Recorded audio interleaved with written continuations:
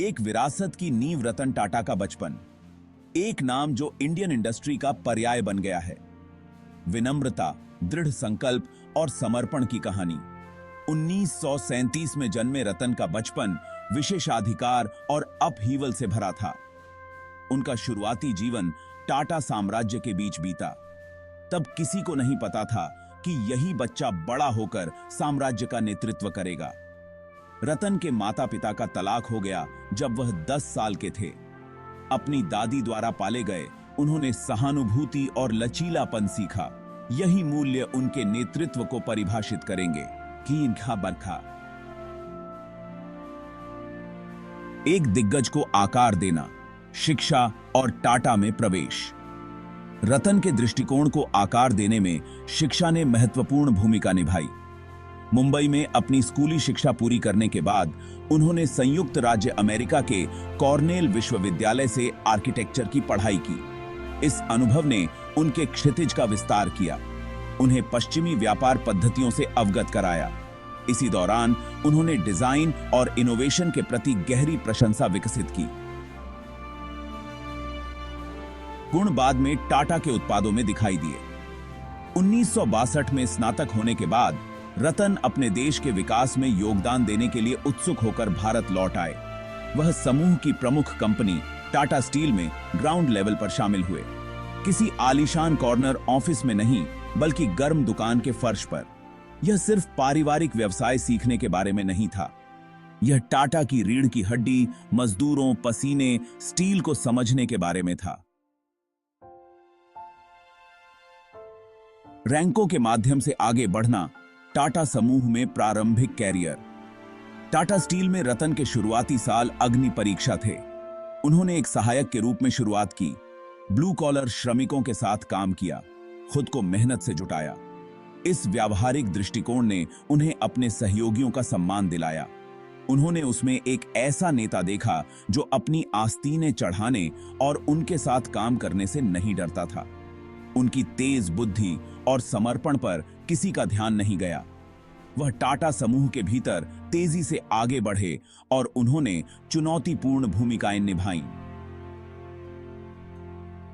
परेशानी वाली कपड़ा मिलों के प्रबंधन से लेकर टाटा मोटर्स के लिए मार्केटिंग का नेतृत्व करने तक, रतन ने लगातार संघर्षरत व्यवसायों को बदलने की अपनी क्षमता का प्रदर्शन किया। वह सिर्फ कंपनियों का प्रबंधन नहीं कर रहे थे, वह उन्हें बदल रहे थे, उनमें नई जान फूंक रहे थे। नेतृत्व की विरासत, टाटा समूह के अध्यक्ष बनना। 1991 में रतन टाटा ने चेयरमैन के रूप में टाटा समूह की कमान संभाली। यह भारत के लिए बड़े बदलाव और अनिश्चितता का समय था। अर्थव्यवस्था खुल रही थी और वैश्विक प्रतिस्पर्धा तेज हो रही थी। बहुतों को आश्चर्य हुआ कि क्या टाटा, धीमी गति से चलने वाली प्रतिष्ठा वाला एक बेहिमौत, अनुकूलन कर सकता है। हालांकि रतन टाटा के पास एक दृष्टि थी। वह समझते थे कि टाटा को जीवित रहने के लिए विकसित होना होगा। उन्होंने समूह का आधुनिकीकरण करने, पुराने व्यवसायों को बंद करने और नई तकनीकों में निवेश करने की एक महत्वाकांक्षी योजना शुरू की। यह अतीत को त्यागने के बारे में नहीं था, यह 21वीं सदी के लिए एक टाटा बनाने के लिए अपने पूर्वजों की विरासत के आधार पर निर्माण करने के बारे में था।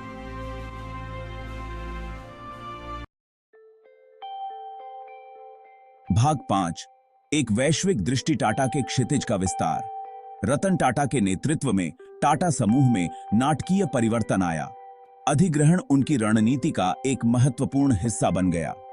उन्होंने साहसपूर्वक 2008 में टाटा मोटर्स का नेतृत्व जगुआर लैंड रोवर का अधिग्रहण करने के लिए किया। एक ऐसा कदम जो उस समय संदेह से मिला था, लेकिन रतन टाटा के पास संदेह करने वालों को गलत साबित करने की कला थी। उनका विजन सिर्फ अधिग्रहण से कहीं आगे तक फैला हुआ था। उन्होंने दुनिया की सबसे सस्ती कार टाटा नैनो के विकास का नेतृत्व किया। यह उनके इस विश्वास का प्रमाण था कि नवाचार सभी के लिए सुलभ होना चाहिए। रतन टाटा को सिर्फ मुनाफे में दिलचस्पी नहीं थी, वह लोगों के जीवन में बदलाव लाना चाहता था।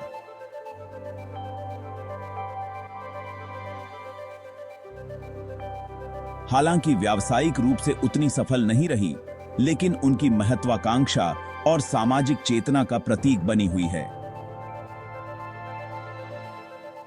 भाग 6 व्यवसाय से परे। टाटा ट्रस्ट के परोपकार की उत्पत्ति। रतन टाटा के लिए व्यावसायिक सफलता कभी भी अंतिम लक्ष्य नहीं थी। यह एक बड़े अंत का साधन था, भारत के लोगों की सेवा करना। यह विश्वास टाटा लोकाचार में गहराई से व्याप्त है, जो समूह के संस्थापक सिद्धांतों से जुड़ा है। 20वीं सदी की शुरुआत में स्थापित टाटा ट्रस्ट टाटा समूह की परोपकारी शाखा के रूप में कार्य करते हैं। रतन टाटा ने इन ट्रस्टों में नए सिरे से उद्देश्य का संचार किया। उनके मार्गदर्शन में टाटा ट्रस्टों ने पॉवर्टी रिडक्शन, शिक्षा और स्वास्थ्य सेवा जैसे महत्वपूर्ण क्षेत्रों पर ध्यान केंद्रित करते हुए अपनी पहुंच और प्रभाव का विस्तार किया। वे अच्छे के लिए एक ताकत बन गए, जिसने पूरे भारत में लाखों लोगों के जीवन को छू लिया। दूर दराज के गांवों से लेकर शहरों तक टाटा ट्रस्टों की मौजूदगी हर जगह महसूस की जा सकती थी। भाग 7 शिक्षा, गरीबी और स्वास्थ्य सेवा। टाटा ट्रस्ट का प्रभाव। शिक्षा में टाटा ट्रस्टों का काम विशेष रूप से उल्लेखनीय है। उन्होंने पूरे भारत में कई स्कूलों, कॉलेजों और शोध संस्थानों की स्थापना की है, जो समाज के सभी वर्गों को गुणवत्तापूर्ण शिक्षा प्रदान करते हैं।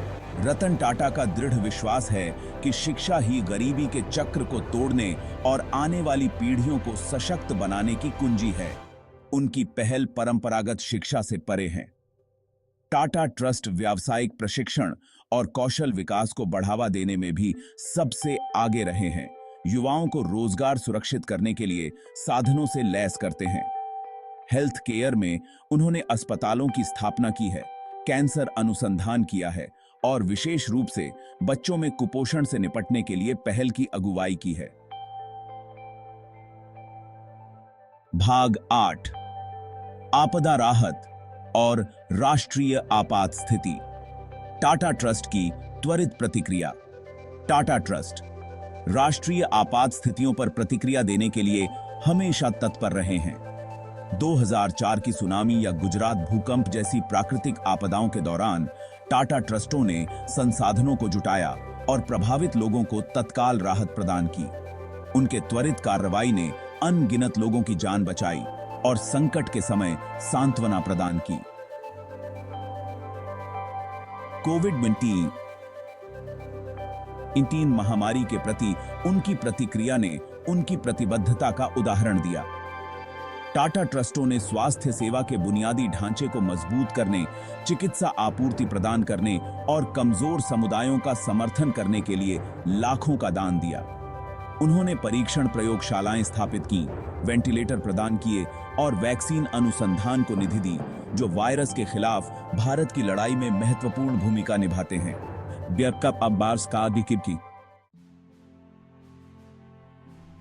भाग 9 स्टील और करुणा में जाली एक विरासत। रतन टाटा का स्थायी प्रभाव। भारत पर रतन टाटा का प्रभाव बोर्डरूम से कहीं आगे तक फैला हुआ है। वह नैतिक नेतृत्व, सामाजिक जिम्मेदारी और राष्ट्रीय प्रगति के प्रति अटूट समर्पण के प्रतीक बन गए हैं। उनका जीवन करुणा के साथ व्यावसायिक कौशल के संयोजन की शक्ति का प्रमाण है। उन्होंने दिखाया है कि किसी के मूल्यों के प्रति सच्चे रहते हुए बड़ी सफलता प्राप्त करना संभव है। उन्होंने उद्यमियों और व्यापारिक नेताओं की पीढ़ियों को मुनाफे से परे देखने और अपनी सामाजिक जिम्मेदारी को अपनाने के लिए प्रेरित किया है। उनकी विरासत केवल उनके द्वारा बनाई गई कंपनियों के बारे में नहीं है, बल्कि उनके द्वारा छुए गए जीवन के बारे में है।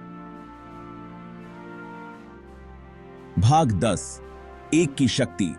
दुनिया के लिए रतन टाटा की प्रेरणा। रतन टाटा की कहानी हम सभी के लिए प्रेरणा है। वह हमें सिखाते हैं कि कड़ी मेहनत, दृढ़ संकल्प और दयालु हृदय से एक व्यक्ति भी दुनिया में बदलाव ला सकता है। वह आशा की किरण हैं। यह साबित करते हैं कि महत्वाकांक्षा से प्रेरित दुनिया में भी सहानुभूति और करुणा के लिए हमेशा जगह होती है। उनका जीवन एक अनुस्मारक के रूप में कार्य करता है कि सच्ची सफलता को धन या शक्ति से नहीं,